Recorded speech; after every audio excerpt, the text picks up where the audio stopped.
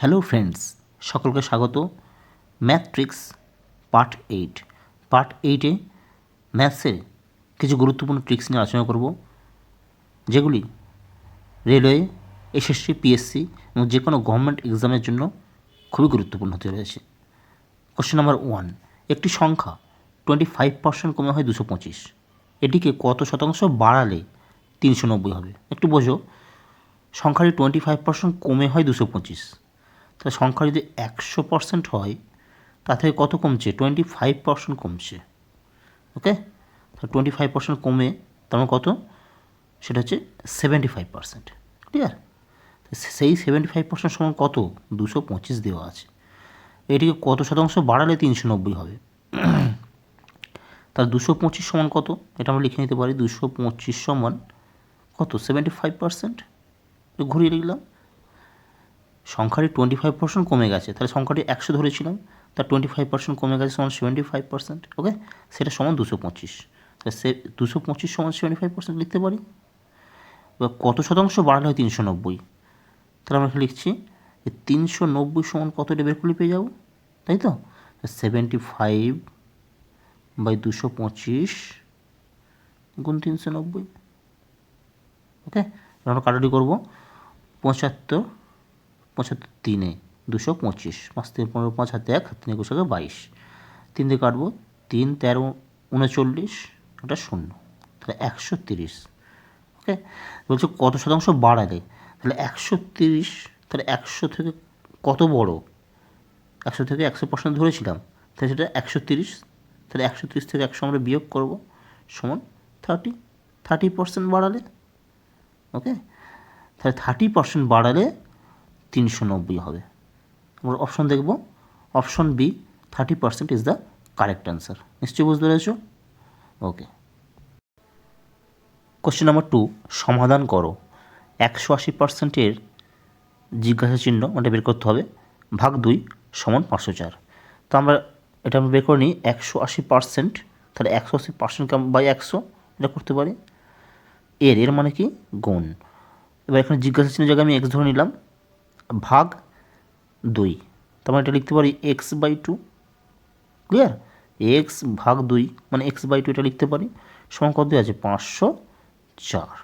তাহলে এক্ষেত্রে কি জিজ্ঞাসা চিহ্ন মানে এক্স ধরে নিয়েছি, তাহলে এক্সের মানটা বের করতে হবে। মানে এক্স সমান কত? তাহলে সংখ্যাগুলোকে আমরা একদিকে নিয়ে যাব। 504 গুণ কত হবে? এদিকে গেলে সংখ্যাটা এই যে 100 আর 2 নিচে আছে, তার মানে এটা উপর উঠে যাবে। 100 গুণ 2, এটা উপরে উঠে গেল। আর নিচে কত থাকবে? নিচে হবে 180, এই উপরেরটা নিচে চলে আসবে। এবার আমরা কাটাকুটি করব। 0 0 কেটে যাবে, 2 9 18, 9 5 45, 54 9 6 54, 56 গুণ 10 560। আমরা অপশন দেখব, option C 560 is the right answer. Okay, question number 3, Bardhaman থেকে একটি নির্দিষ্ট স্থানে যাওয়ার বাস ও ট্রেনের ভাড়ার অনুপাত 3:4। যদি ট্রেনের ভাড়া 20% এবং বাস ভাড়া 10% বৃদ্ধি পায়, তাহলে বাস ট্রেনের ভাড়ার অনুপাত কত হবে? এবিসিডি 4টা অপশন আছে। তাহলে দেখে নিই আমরা, বাস ও ট্রেনের ভাড়ার অনুপাত একটা দেওয়া আছে এবং ভাড়া বৃদ্ধি পাচ্ছে। সেক্ষেত্রে নতুন যে বৃদ্ধি পাচ্ছে সেক্ষেত্রে অনুপাত কত হবে? তো আমরা লিখতে পারি বাস = ট্রেন। সেটা কত দেওয়া আছে? 3:4। তো একটু সহজ করার জন্য আমরা 10 দিয়ে গুণ করছি উভয় পক্ষকে। 10 × 3 = 30, 10:4 = 40। বুঝতে পেরেছ? তাহলে বাস আর ট্রেনের ভাড়ার অনুপাত একটা দেওয়া আছে, সেটা কত? 3:4। তো উভয় পক্ষে আমরা 10 দিয়ে গুণ করেছি, সেটা 30:40 করেছি সহজ করার জন্য ক্যালকুলেশন। এরপর আমরা কি বলছি? ট্রেনের ভাড়া 20% এবং বাসের ভাড়া 10%। তাহলে বাসের ভাড়া, প্রথমে বাস আছে, তো বাসের ভাড়া 10% বৃদ্ধি পাচ্ছে। তাহলে 30 আর 10% সমান কত? 30 আর 10% সমান 3। তাহলে নতুন অনুপাত হবে কত হবে? 30 + 3 সমান 33। 30 এর 10% বৃদ্ধি পাচ্ছে বাস ভাড়া। তো বাস ভাড়া কত করে নিয়েছি আমরা? 30, তার 10% সমান 3, 30 + 3 সমান 33, নতুন অনুপাত ইজ টু।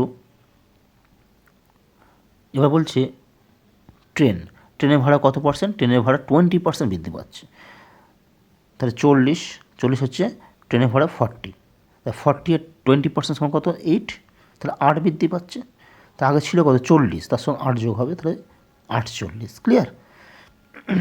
তাহলে নতুন অনুপাত কী হলো? 33:48, বাস আর ট্রেনের অনুপাত। এটা আমরা কাটাকুটি করবো, 11 দিয়ে কাটবে, 11 × 3 = 33, 11 × 3 = 33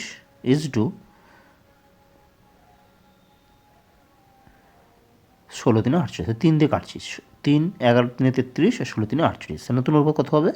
নতুন অনুপাত 11:16, 11:16।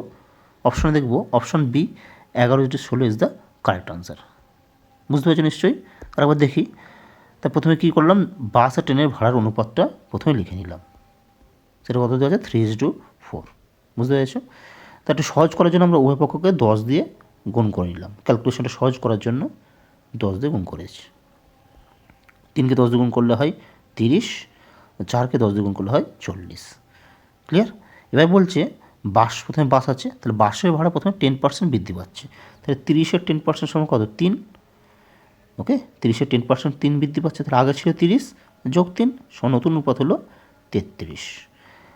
আর ট্রেনের ক্ষেত্রে কী হয়? ট্রেনের 20% বৃদ্ধি পাচ্ছে, তাহলে 40-এর 20% সমান কত? 8, তাহলে আগে ছিল 40 যোগ 8 সমান 48, নতুন অনুপাত। এটাকে আমরা কেটে নিয়েছি, 33:48, 3 দিয়ে কেটেছে, 3 × 11 = 33, 3 × 16 = 48, নতুন অনুপাত 11:16। Option B is the correct answer. Okay. Question number 4, Ram ও শ্যামের আয়ের অনুপাত 7:17, শ্যাম ও সোহনের আয়ের অনুপাত 7:17। যদি রামের আয় 490 টাকা হয়, তাহলে সোহনের আয় কত? তাহলে রাম ও শ্যামের আয় প্রথমে দেওয়া আছে 7:17, শ্যাম ও সোহনের আয় দেওয়া আছে 7:17। তো এক্ষেত্রে আমরা শর্ট ট্রিক্স অ্যাপ্লাই করতে পারি। তাহলে রাম = শ্যাম = সোহন, আমরা লিখতে পারি। তাহলে রামের আয় কত? 7:17, 7:17 রাম ও শ্যামের আয়ের অনুপাত। ওকে, এরপর শ্যাম ও সোহনের আয়ের অনুপাত 7:17, এটাও 7:17। তা এটাকে আমরা কীভাবে করতে পারি?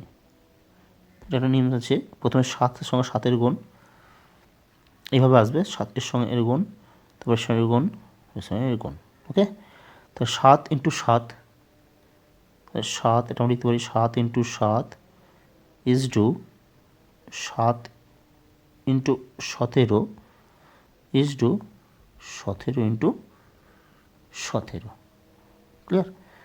তাহলে এটা এইভাবে আসছে, 7 × 7, ফের এখান থেকে এর গুণ হচ্ছে 7 × 17, 17 × 17।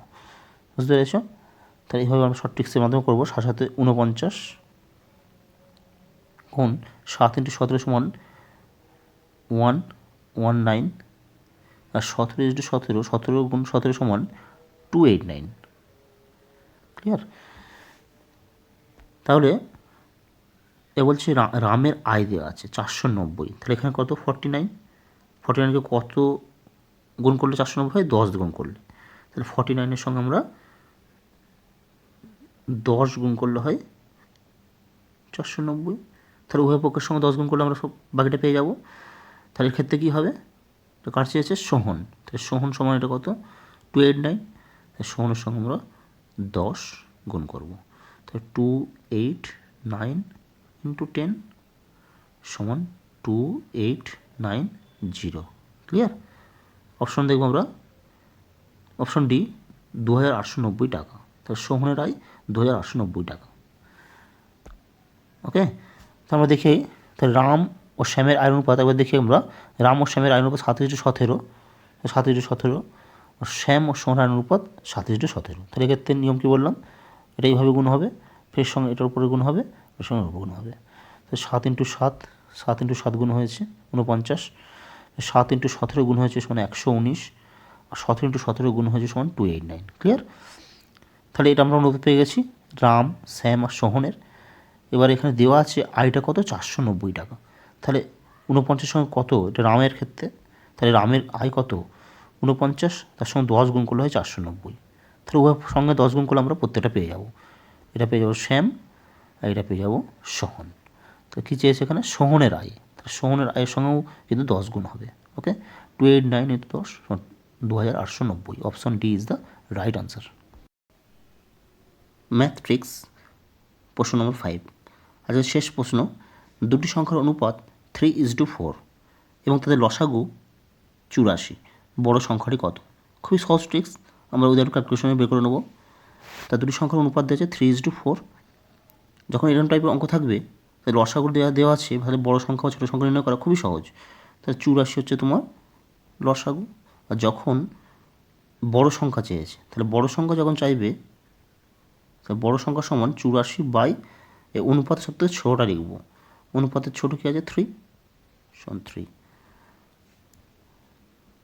3 2 6, 24, 3 8 24, 28। ওকে, আর যখন ছোটো সংখ্যা চাইবে, তা ছোটো সংখ্যা যখন চাইবে লসাগু উপরে 84 আর বড় সংখ্যাটা লিখব অনুপাতের 4, 4 2 8, 4 4 21। ক্লিয়ার? তাহলে এক্ষেত্রে কী চেয়েছে বড় সংখ্যা, তাহলে বড় সংখ্যা সমান কত, ছোটো সংখ্যা দিয়ে ভাগ করব লসাগুকে, লসাগু কত 84 আর ছোটো সংখ্যা কত 3, সমান 28। অপশন দেখব, option C 28 is the right answer. নিশ্চয়ই তোমরা বুঝতে পেরেছো?